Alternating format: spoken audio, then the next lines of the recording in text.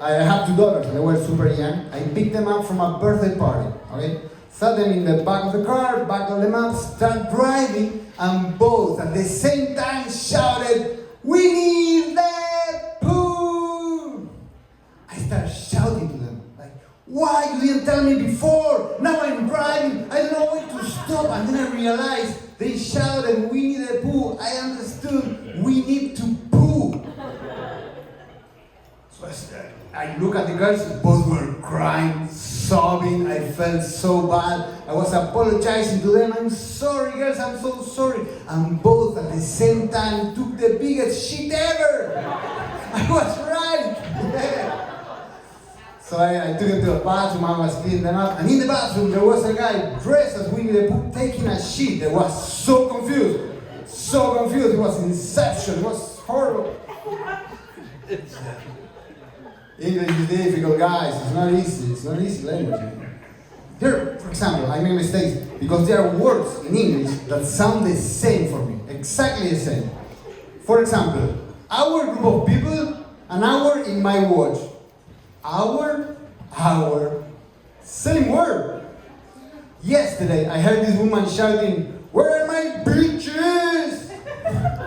And I was like, you have to go west, past Santa Monica, and there you're gonna find your group of whore friends.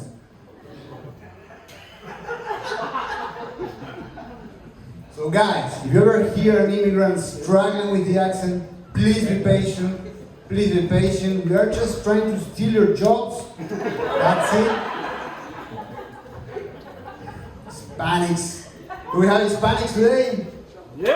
Yes. Hispanics, yes. So I have a tip for you, okay? If you're having a discussion with a white supremacist and you want to win the discussion, you should do this. You should look this person straight into his eyes and tell him, "This is America. Speak Spanish. We want your country back." You're gonna win the discussion. You're gonna die, but you're gonna win the discussion for sure. Yeah. White supremacists. There's a group that I don't understand that is called Latinos for Trump. Ever heard? Latinos for Trump? I don't understand. Latinos for Trump for me is like, I know, if I'm having a fight with my neighbor, okay, and he's kicking my ass, okay? My brother, he's watching the fight and he's cheering for the neighbor. That is Latinos for Trump. It's like Jews for Hitler, I know. Firefighters for Bin Laden. Black people for police, I don't know. Sorry.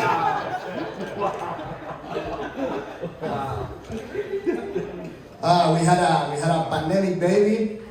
Yeah, we had a pandemic. He's Chinese.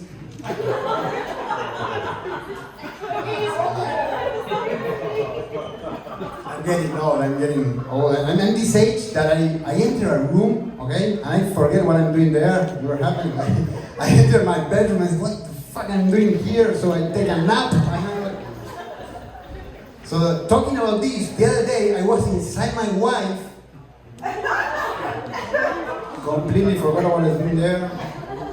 So I took a nap.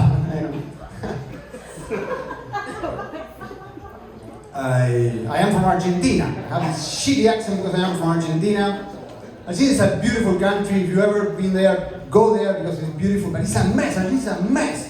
The economics, social, people steal a lot.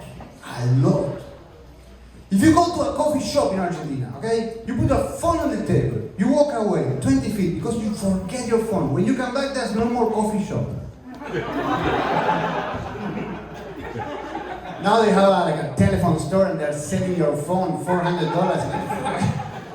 So you tell your wife, "Okay, stay here, okay? I'm gonna bring the police." You bring the police and now they are selling your wife $400. And I bought her for $100.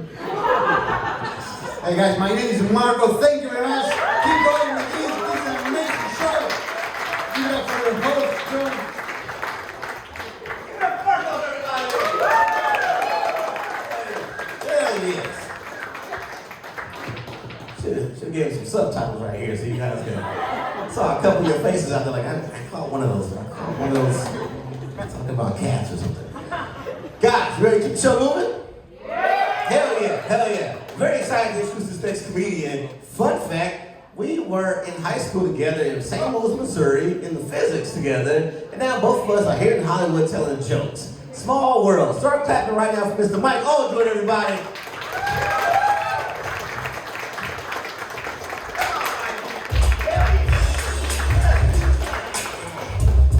Hey, yes, y'all.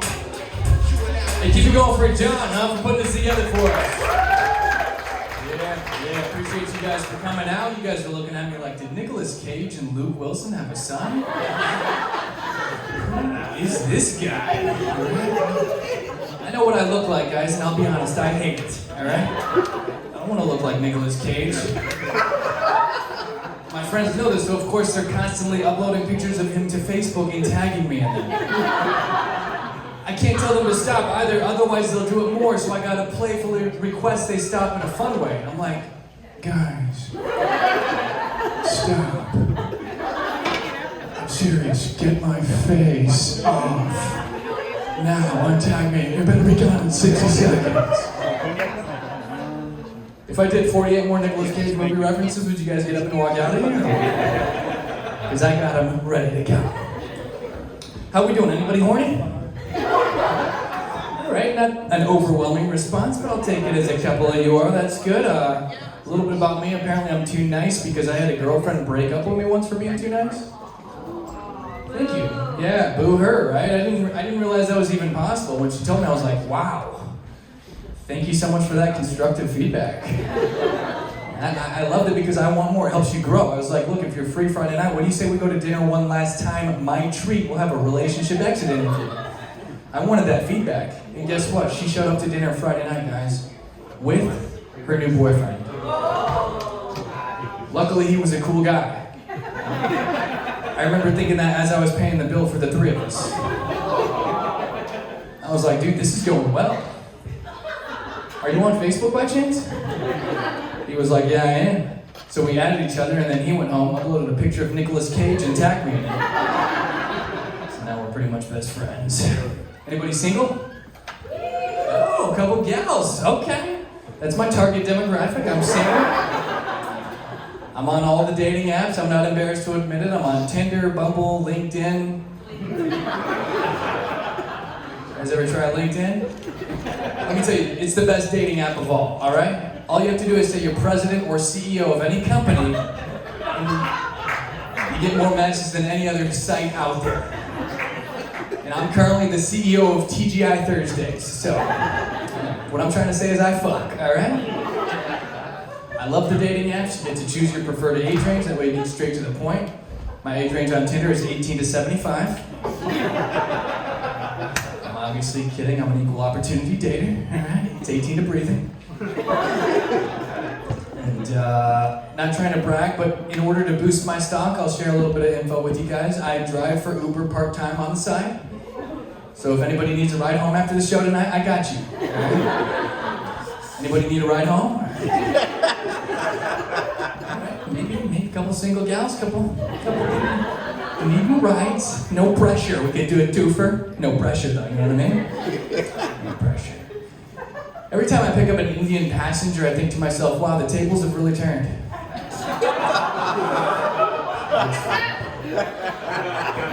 And guess what, guys? I can do racial humor because I'm part Asian, so I'm vaccinated, all right?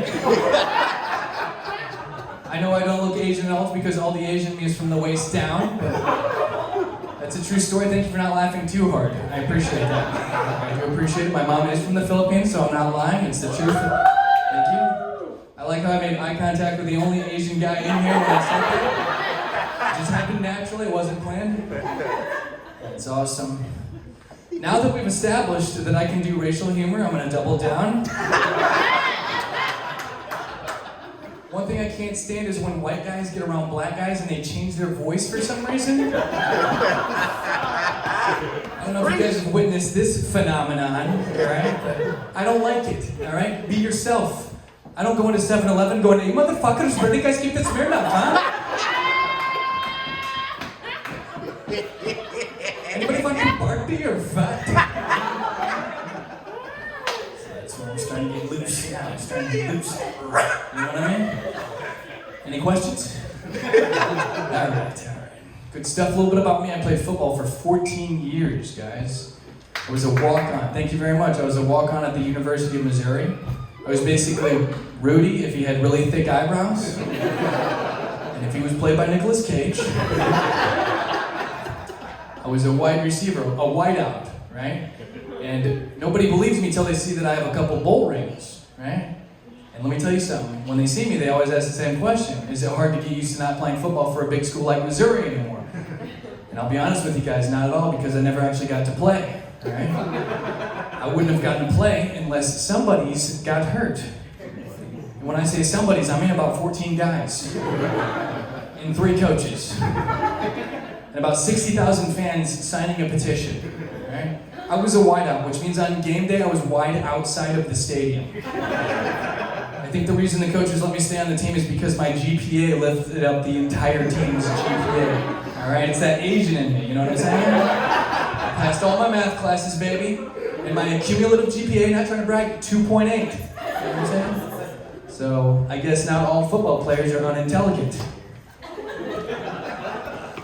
I'll give that one a pause just to let that one sink in, since the laugh wasn't as hard as I was expecting. That's what you do when you don't get a laugh. You make the audience second guess themselves, you know? All right. I was no scrub though. I had to start off as a walk-on, and over time you build respect, right? And I remember the first time I scored a touchdown in practice against the first-string defense, which is not supposed to happen. It was a big deal. It was at a night practice, under the lights, in the stadium, in front of 60,000 empty seats, right? Scored right in front of the head football coach, and as I'm jogging back to the huddle, he goes, "Great job, Blake." Just to remind you guys, my name is Michael. And I was so focused on playing it cool and acting like I'd been there before that I didn't even correct him. I just ran back to the huddle, and Blake ended up moving up in the depth chart.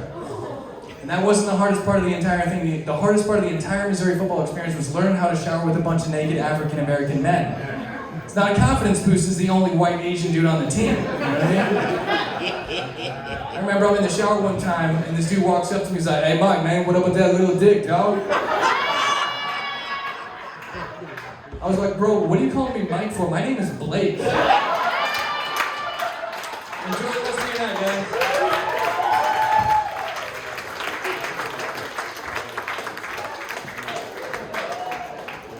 Michael Oldroyd, everybody, give him a clap. Give him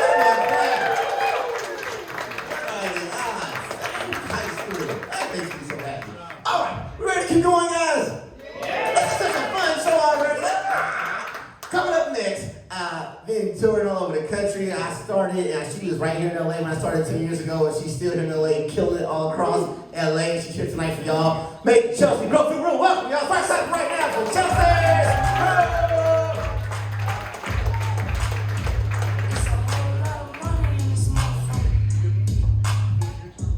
How y'all doing?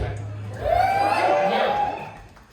Keep him over, Mike. That was a great set. You know, yeah, keep him over. No, he was talking about, he had to let y'all know he be getting it in. You know what I'm saying? He's out be getting it in these streets. And it made me think, because like, I've been doing the complete opposite. And that was, I made a decision end of last year. I chose to abstain from or not have sex this year. And I made that decision because I was tired of crying. Oh man, you're supposed to laugh, thanks.